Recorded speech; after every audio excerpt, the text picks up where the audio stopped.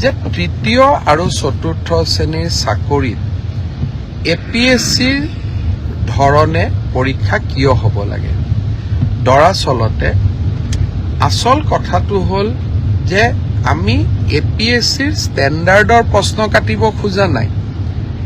APSCৰ ধৰণৰ পৰীক্ষা তাৰমানে প্ৰথম প্ৰিলিমছ হ'ব, তাৰপিছত মেইনছ হ'ব আৰু তাৰপিছত আমাৰ ভাইবা হ'ব। কিন্তু পৰীক্ষাৰ প্ৰশ্নৰ ষ্টেণ্ডাৰ্ড চতুৰ্থ শ্ৰেণীৰ কাৰণে APSCৰ দৰে নহয়। পৰীক্ষাৰ প্ৰশ্নৰ ষ্টেণ্ডাৰ্ড মেট্ৰিকৰ দৰে হ'ব, হায়াৰ ছেকেণ্ডেৰীৰ দৰে হ'ব। তেনেকে তৃতীয় শ্ৰেণীৰ কাৰণেও আমি এই ধৰণৰ যিটো পৰীক্ষাৰ বাবে প্ৰয়োজনীয় অৰ্থাৎ গ্ৰেজুৱেশ্যন যাৰ কোৱালিফিকেশ্যন তাৰ বাবে সিলেবাছ গ্ৰেজুৱেশ্যন হ'ব, হায়াৰ ছেকেণ্ডেৰী যাৰ সিলেবাছ তাৰ সিলেবাছ হায়াৰ ছেকেণ্ডেৰী হ'ব। কিন্তু আমি এটা প্ৰস্তাৱ দিছিলোঁ যে এইবাৰ ADREৰ পৰীক্ষা প্ৰিলিমছ হওক, মেইনছ হওক আৰু ইণ্টাৰভিউ হওক। কিয় কৈছিলোঁ আপোনালোকে জানি আচৰিত হ'ব যে ৭,০০০ পোষ্টৰ ভিতৰত এটা পোষ্ট আছে যাৰ কোৱালিফিকেশ্যন হায়াৰ ছেকেণ্ডাৰী আৰু সেই শিতানত ৩,৭০০ পোষ্ট আছে। তাৰ বিপৰীতে 11 লাখ ল'ৰা ছোৱালীয়ে আবেদন কৰিছে। 11 লাখ ল'ৰা ছোৱালীক যেতিয়া আমি পৰীক্ষা পাতিব যাম, এটা পৰীক্ষা কেন্দ্ৰত যদি 500তকৈও আমি ল'ৰা ছোৱালী বহাৰ সুবিধা দিওঁ, আমাক 2100 পৰীক্ষা কেন্দ্ৰ লাগিব আৰু 2100 পৰীক্ষা কেন্দ্ৰত সমানে এটা পৰীক্ষাৰ কোৱালিটি মেইনটেইন কৰাটো অসম্ভৱ, প্ৰত্যাহ্বানমূলক হৈ পৰে। যেতিয়া আমি 2100 পৰীক্ষা কেন্দ্ৰত আমি পৰীক্ষা পাতিম, কৰবাত ইনভেজিলেটৰজন ইমান ভাল কোৱালিটিৰ নহ'ব পাৰে, কৰবাত লিকেজ থাকিব পাৰে, কৰবাত চাকৰিত ইজনে সিজনক সহায় কৰাৰো অভিযোগ থাকিব পাৰে।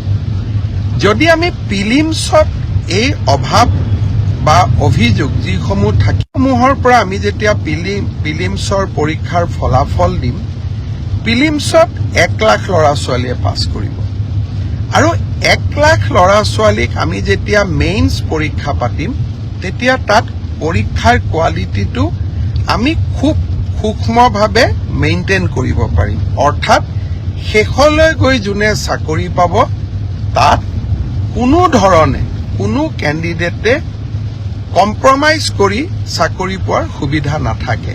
সেইকাৰণে UPSCৰ পৰীক্ষাই হওক, APSCৰ পৰীক্ষাই হওক, তিনিটা তৰপত পৰীক্ষা পাতে। পৰীক্ষাৰ প্ৰশ্ন কাকতবোৰ APSC UPSCৰ দৰে নহয়। দুজন মানে কৈ আছে চতুৰ্থ শ্ৰেণীৰ কাৰণে APSCৰ দৰে পৰীক্ষা কিয় হ'ব লাগে। চতুৰ্থ শ্ৰেণীৰ ইণ্টাৰভিউত APR জনে ক্লাছ 10ৰ ষ্টেণ্ডাৰ্ডে পৰীক্ষাৰ প্ৰশ্নৰ উত্তৰ দিব। কিন্তু প্ৰিলিমছ আৰু মেইনছৰ মাজেদি যেতিয়া সৰকি আহিব, তেতিয়া চাকৰি যোগ্যজনে পাব। মোৰ এটাই লক্ষ্য আছিলে যে চাকৰি যাতে যোগ্যজনক বাদ দি আন কোনোৱেও নাপায়। কাৰণ চৰকাৰী চাকৰি যোগ্যতাৰ আধাৰত হ'লে আমাৰ ছাত্ৰ ছাত্ৰীসকলৰ শিক্ষা ব্যৱস্থাৰ ওপৰত আস্থা উভতি আহে। যোৱাবাৰ আমাৰ এটা পৰীক্ষাত কেণ্ডিডেট আছিল 6 লাখ। এইবাৰ এটা পৰীক্ষাত হ'ব আমাৰ কেণ্ডিডেট 11 লাখ।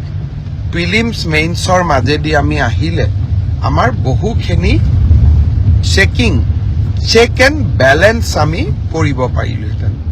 কিন্তু যি নহওক, মই বিশ্বাস কৰোঁ যে চৰকাৰৰ সিদ্ধান্ত যিমান হওক আমি বিতৰ্কৰ ঊৰ্ধত ৰাখিব লাগে। দুই এজন ৰাজনৈতিক দলেই হওক, আমাক বেয়া পোৱা দুই এজন ব্যক্তিয়ে হওক, চৰকাৰৰ প্ৰতিটো কথাতে তেওঁলোকে বিতৰ্ক হোৱাটো বিচাৰে। আৰু বিতৰ্কৰ পৰা তেওঁলোকৰ যে কিবা লাভ হয় এনেকুৱা নহয়। যেন বিতৰ্ক কৰি চৰকাৰখনৰ ভাল প্ৰচেষ্টাসমূহকো তেওঁলোকে যাতে কৰবাত নিগেটিভিটিলৈকে ৰূপান্তৰ কৰিব পাৰে। সেইবাবে ময়ো সাৱধানে থাকিব খুজিছোঁ। এইবাৰ আমি প্ৰিলিমিনাৰী পৰীক্ষা নাপাতো, মেইনছ আৰু ভাইবা ভচিৰ মাজেদিয়ে আমি পৰীক্ষাৰ ৰিজাল্ট দিম। অৱশ্যে 11 লাখ ছাত্ৰ ছাত্ৰীয়ে যেতিয়া 2100 পৰীক্ষা কেন্দ্ৰত পৰীক্ষা দিব, ই এটা ভীষণ প্ৰত্যাহ্বানমূলক হ'ব। কেনেকে পৰীক্ষা পাতিব পাৰিম, 2100 স্কুল কলেজ, ই এটা ডাঙৰ প্ৰত্যাহ্বান হ'ব। চৰকাৰী বিষয়াসকলে এই বিষয়ে আলাপ আলোচনা আৰম্ভ কৰিছে। ৰাইজৰো সহযোগিতা লাগিব। কি ধৰণে পৰীক্ষাটো বিতৰ্কৰ ওপৰত ৰাখিবৰ কাৰণে ৰাইজৰো আমি সহায় ল'ব পাৰোঁ, তাৰ বিষয়ে আমি চিন্তা চৰ্চা কৰিছোঁ। সময়ত আমি আপোনালোকক কম। 3 অক্টোবৰৰ পৰা পুলিচৰ ইণ্টাৰভিউ আৰম্ভ হ'ব। তাত এনেকুৱা কোনো অসুবিধা নাই। যোৱাবাৰ যেনেকৈ নিযুক্তি হৈছিল এইবাৰো হ'ব। আৰু শিক্ষকৰ নিযুক্তিৰ ক্ষেত্ৰতো আমি ইতিমধ্যে ব্যৱস্থা আৰম্ভ কৰিছোঁ আৰু ইয়াতো বহুত বেছি বিতৰ্কৰ অৱকাশ নাই। আৰু এইবিলাকত নিশ্চিত কোৱালিফিকেশ্যন লাগে কাৰণে কেণ্ডিডেটৰ সংখ্যাও কম। কিন্তু তৃতীয় আৰু চতুৰ্থ শ্ৰেণীত এইবাৰ অসম্ভৱ প্ৰাৰ্থীয়ে আবেদন কৰিছে। সৰ্বমুঠ 18 লাখ আবেদন এই 14,000 পোষ্টৰ কাৰণে আমাৰ ওচৰলৈ আহিছে। যি কি নহওক, দুই এজনে সুধি আছে যে চিলেবাছ কেতিয়া দিব। মই অহা পৰহি বা মেক্সিমাম 4 দিনৰ ভিতৰত চিলেবাছ দুখন প্ৰকাশ কৰিবৰ বাবে মই ৰিক্ৰুটমেণ্ট কমিশ্যনক নিৰ্দেশ দিছোঁ।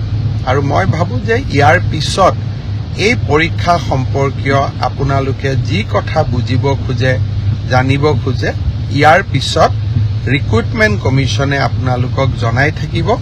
মই মুখ্যমন্ত্ৰী হিচাপে এই প্ৰক্ৰিয়াটোৰ পৰা খুব প্ৰয়োজন নহ'লে আজিৰে পৰা আঁতৰত থকাটো উচিত হ'ব। অৱশ্যে ক'ৰবাত ভুল ভ্ৰান্তি থাকিলে, ক'ৰবাত কিবা বুজাত অসুবিধা হ'লে, ক'ৰবাত স্পষ্টীকৰণৰ প্ৰয়োজন হ'লে নিশ্চয় মই আপোনালোকক এই ধৰণে ফেচবুক লাইভে হওক বা সাংবাদিক মেলত আহি আপোনালোকক মই বুজাবৰ বাবে বা আপোনালোকক চৰকাৰৰ স্থিতি স্পষ্ট কৰিবৰ বাবে মই চেষ্টা কৰিম। বানপানী গোটেইকেইখন নদীতে পানী কমিছে। এক প্ৰকাৰ আজি পাছিঘাটক বাদ দি ব্ৰহ্মপুত্ৰ বিপদসীমাৰ তলেদিয়ে বৈ আছে। উপনদীসমূহৰো পানী কমিছে। এতিয়া ইয়াৰ পিছত আমি বান সাহায্য বা পুনৰ সংস্থাপনৰ কামত আমি নিজক আত্মনিয়োগ কৰিম। চাওঁতে চাওঁতে গুৱাহাটী পালোহি, ISBT পালোহি, হাইৱেৰ ওচৰ পালোহি।